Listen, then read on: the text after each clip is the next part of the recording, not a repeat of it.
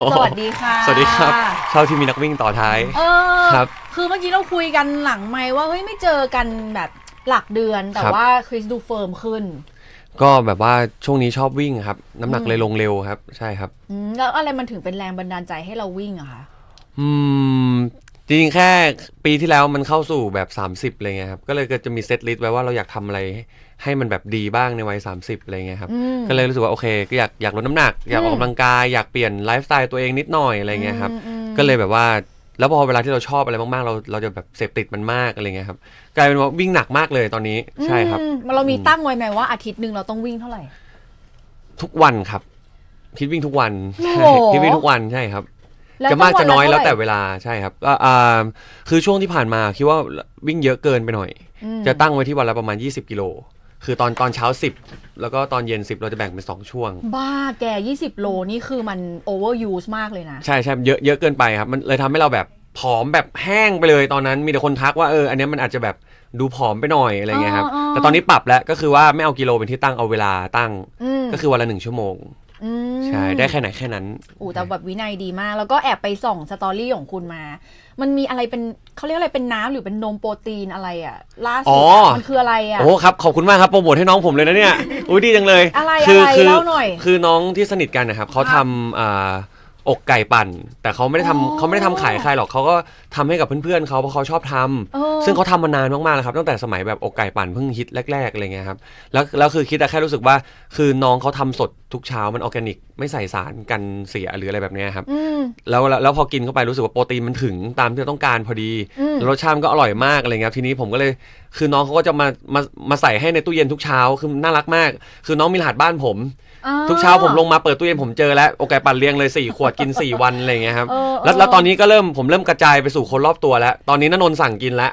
เฮ้ยแต่ว่าพี่แนนไม่เคยกินอกไก่ปั่นเลยแต่ว่าคนที่ไม่เคยกินมันจะมี perception ว่าเฮ้ยมันจะคาวหรือเปล่ามันจะอะไรหรือเปล่ามันเป็นยังไงอะลองได้คิดว่ามันอร่อยเลยหรอใช่แล้วพอมันเป็นทำเองมันเป็นทำสดเราสามารถบอกเขาได้ว่าเพิ่มหวานนิดนึงลดหวานลงหน่อยไม่เอาสารแต่งกลิ่นเลยอะไรเงี้ยครับอย่างคิดอย่างเงี้ยคือถ้าอกไก่ปั่นบางทีแบบมันจะมีรสนมเปรี้ยวรสนั่นรสนี่ซึ่งคิดไม่ชอบคิดชอบให้มันแบบว่าเพียวที่สุดอะไรเงี้ยครับแต่ว่าโดยทั้งหมดก็คือไม่มีกลิ่นคาวเลยใช่สั่งได้นะฮะผมให้น้องไปส่งได้ไปดูได้ในสตอรี่ของคุณคริสปิรวัตรนะคะครับแต่ว่าแน่นอนวันนี้เราไม่ได้มาคุยกันเรื่องอกไก่ปั่นอย่างเดียวครับผมเรามาคุยกันเรื่องเพลงด้วยได้เลยครับเป็นการเขาเรียกว่าคัมแบ็กได้ไหมแต่ว่าก่อนหน้านี้4 เดือนคุณก็มากับซิงเกิลเติมเธอใช่ครับซึ่งอันนี้มันเหมือนกับว่าคือเวลาคริสออกเพลงเนี่ยมันก็คือออกเป็นซิงเกิลใช่ไหมเราไม่ได้มีแพลนว่าต้องเป็นอัลบั้มอะไรคือจริงๆโดยสุดท้ายแล้วมันจะมารวมกันกลายเป็นอัลบั้มแต่ว่าวิธีการปล่อยในยุคนี้อาจจะต้องแบบปล่อยทีละเพลงไม่ได้ปล่อยทีเดียวหมดอะไรเงี้ยครับเพราะฉะนั้นตลอดทั้งปีเนี่ยทุกคนก็จะได้ฟังผลงานเพลงใหม่ๆอยู่เรื่อยๆใช่ครับครับแต่ว่าซิงเกิลนี้ที่กลับมาเนี่ยคือความคิดถึงที่ไม่จำเป็นคือมันมีความที่ฉีกออกไปจากลุคเดิมที่จะเป็นคริสคนอบอุ่นตั้งแต่แบบประตูอากาศและวันดีๆเจ็บเมื่อไหร่หรือแม้กระทั่งแบบซิงเกิลล่าสุดทำไมอยู่ดีคุณลุกขึ้นมาแบบฉีกไปเลยเป็นอีกแนวนึงไปเลยคือจริงๆแล้วผมเป็นชาวร็อกมาก่อนนะครับคือก่อนทั้งหมดก่อนประตูอากาศเมื่อก่อนคิดร้องเพลงไม่เป็นแต่ว่าเราเป็นนักดนตรีเราชอบตีกลองมากแต่ว่าเพลงที่ตีกลองทั้งหมดเป็นเพลงร็อกหมดเลยหล่อนี้ไม่เคยรู้เลยคือผมข้างใครโปเตโต้มากนะครับนี่ดิสจอผมยังเป็นโปเตโต้อยู่เลยนะฮะเรื่องจริงใช่แล้วก็ผมสักโลโก้โปเตโต้ไว้ที่หลังนะครับใช่ผมคือข้างป๊อปร็อกมากเรื่องสักนี่เรื่องจริงเหรอสักเรื่องจริงครับคิดนี่เฮ้ยจริงทุกคนจริงก็คือเป็นตัว P เป็นโลโก้ของโปเตโต้เลยโอ้ผมตัวจริงผมเก็บเสื้อทุกรุ่นเสื้อวินเทจแย่งกันด้วยนะตอนนี้มันหาซื้อไม่ได้นะครับทุกคนใช่เพราะฉะนั้นแบบว่าคือเราเป็นชาวร็อกมาก่อนตั้งแต่สมัยเรียนเลยแบบม.4 ม.5 มาหรืออะไรเงี้ยครับแต่พอมาทำงานปุ๊บพอมาร้องเพลงเวลาทำโชว์เราก็ยังทำเพลงร็อกอยู่บ้างแต่ว่าเวลาปล่อยซิงเกิลเหมือนกับทางผู้ใหญ่เขารู้สึกว่าเนื้อเสียงเร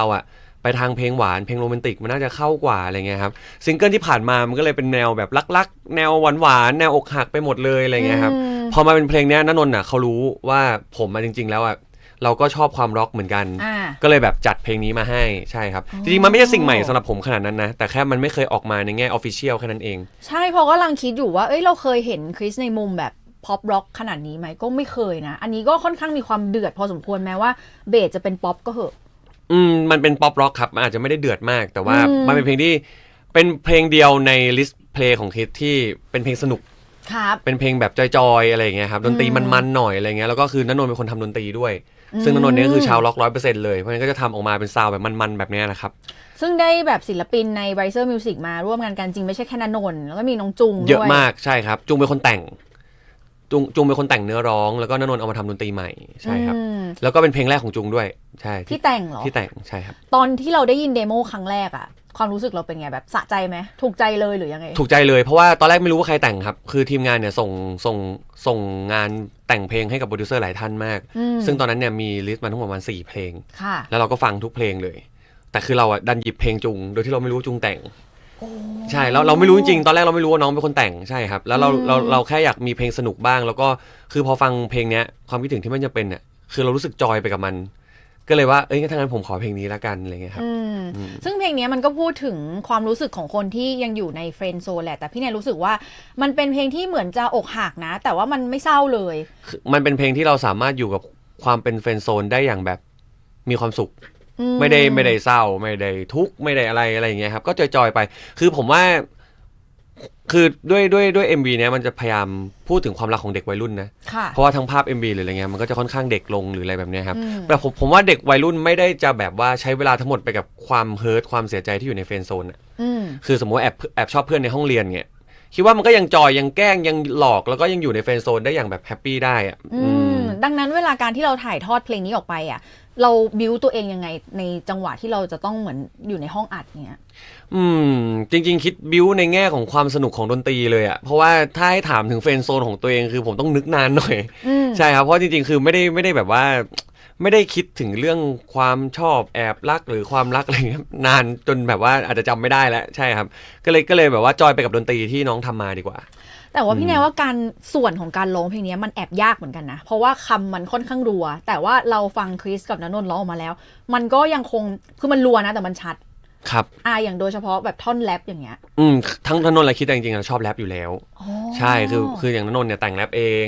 งอย่างคริสอย่างเงี้ยคริสก็ชอบทำแรปนู่นนี่นั่นไปเรื่อยอะไรอย่างเงี้ยครับเพราะฉะนั้นก็เลยรู้สึกว่าอันเนี้ยอาจจะแบบว่าไม่ได้ยากแต่ว่าถ้ายากเนี่ยน่าจะเป็นพวกท่อนคีย์สูงๆมากๆอ่ะเพราะว่าพอมันล็อกมากๆมันใส่ energy เยอะแล้วพอจะไปร้องท่อนเสียงสูงๆอ่ะคิดจะชอบดึงตัวเองกลับมาใช้วิธีร้องแบบป๊อปอ่ะ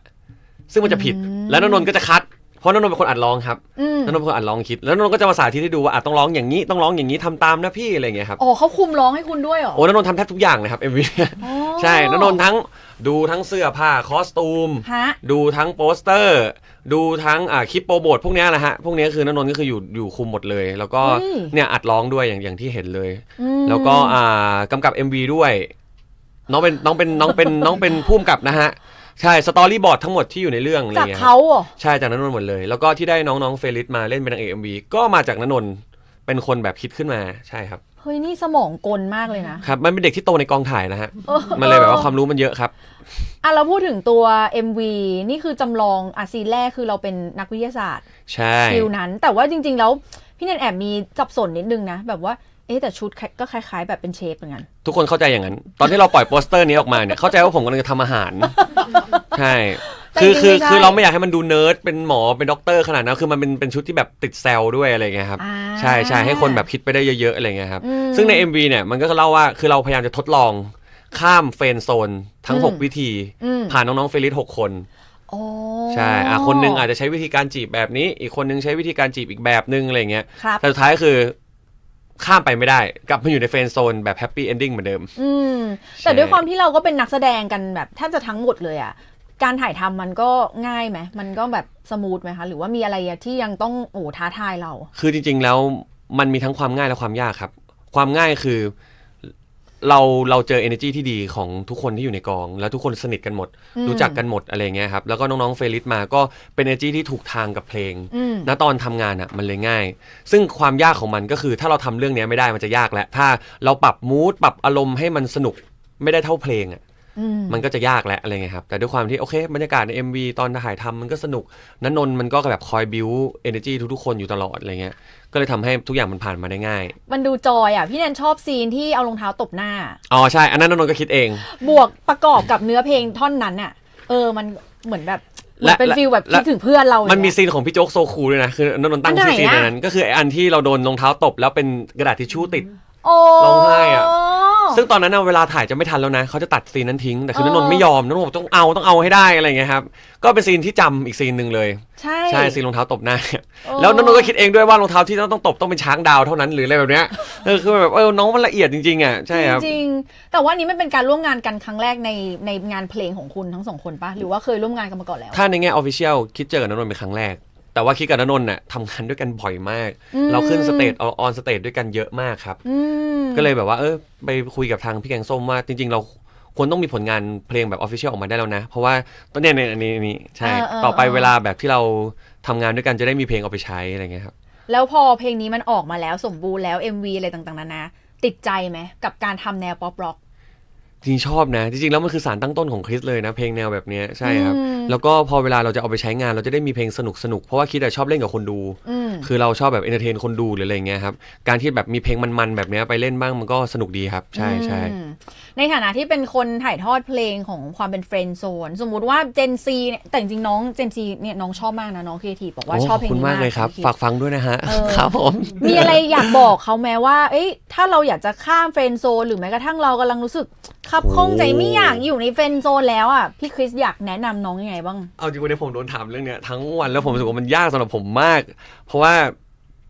ผมว่าทุกคนคิดไม่เหมือนกันแล้วกันถ้าเอาในมุมผมถ้าเราจะต้องข้ามเฟรนด์โซนเราต้องดูภาพรวมให้ได้ก่อนเราต้องเดาให้ได้ก่อนว่าถ้าเราข้ามมันไปแล้วเส้นมันจะขาดหรือเปล่าคือถ้าข้ามไปแล้วมันดันไม่เวิร์กอะไรเงี้ยถ้าเป็นผมจะไม่ข้ามใช่มันก็จะเหมือนใน MV เพลงนี้เลยสุดท้ายก็กลับมาอยู่ในเฟรนด์ชิพแล้วเฟรนด์ชิพเนี้ยมันยั่งยืนกว่าอยู่ได้ยาวๆใช่มันอยู่ได้ยาวๆเพราะว่าถ้ามันไม่เวิร์กในบางทีเราอาจจะแบบมีผลเสียตามมาในระยะยาวไปเลยอันนี้ไม่คุ้มสำหรับผมถ้างั้นถามต่อและไอ้ความคิดถึงที่ไม่จำเป็นอย่างเงี้ยถ้าเป็นเราประเมินแล้วว่ามันก็คงข้ามไปไม่ได้หรอกมันก็จะไม่จำเป็นก็คือเราก็จะไม่ส่งให้เขาหรอหรือเราก็จะทำของเราไปเท่าที่เราอยากให้ผมคิดว่าเราไม่สามารถห้ามความคิดถึงเราได้ครับแต่ว่าเราห้ามตัวเองไม่ให้สื่อสารกับเขาได้เพราะฉะนั้นความคิดถึงมันอาจจะไม่จำเป็นถ้าเขารู้แต่สุดท้ายมันก็ยังจำเป็นกับตัวเราคนเดียวใช่เราอาจจะไม่ต้องบอกเขาก็ได้เราอาจจะยังคิดถึงอยู่ในมุมของเราอะไรเงี้ยแต่ถ้าแสดงออกไปผมว่ามันอาจจะไม่จำเป็นก็ได้ครับมันอาจจะทำให้เขาลำบากใจก็ได้ถ้าความรู้สึกมันไม่ตรงกันเนาะโอ้ดีจังเลย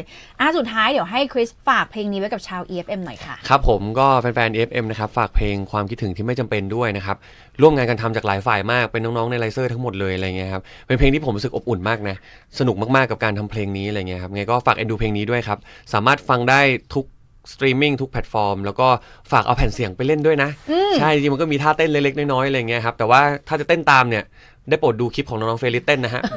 อย่ามาดูคลิปผมมันทำไมล่ะเต้น10 รอบไม่เหมือนกันสักรอบเลยครับใช่ยังไงก็ฝากเพลงนี้ด้วยครับขอบคุณมากครับค่ะขอบคุณคริสพีรวัตรนะคะเดี๋ยวลาไปด้วยงานนี้เลยความคิดถึงที่ไม่จำเป็นคริสพีรวัตรฟีเจอริ่งณนนท์ค่ะ